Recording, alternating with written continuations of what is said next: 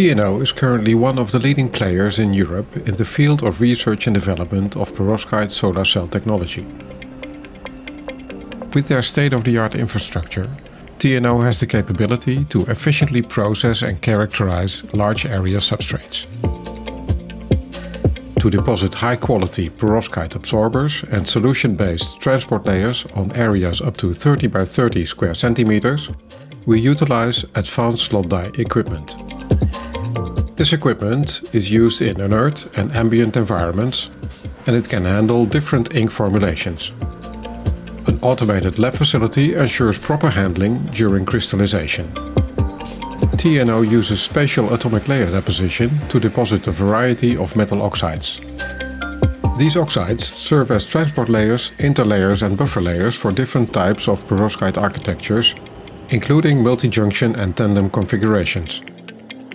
In addition to spatial ALD, TNO also uses sputtering processes to deposit transport and buffer layers. TNO has different sputter tools to accommodate large area coating requirements. For cell interconnection, we can apply laser platforms with pico and nanosecond lasers.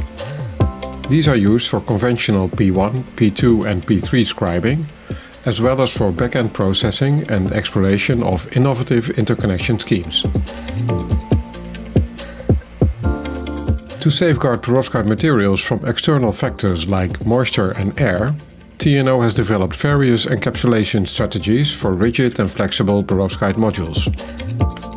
By employing vacuum and roll laminators, we can assess the compatibility of conventional and innovative encapsulant materials with TNO's perovskite technology.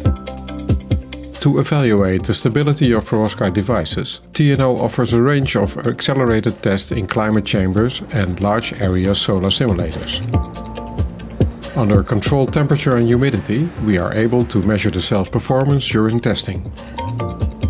This allows to research failure mechanisms and to optimize lifetime and reliability of perovskite cell technology.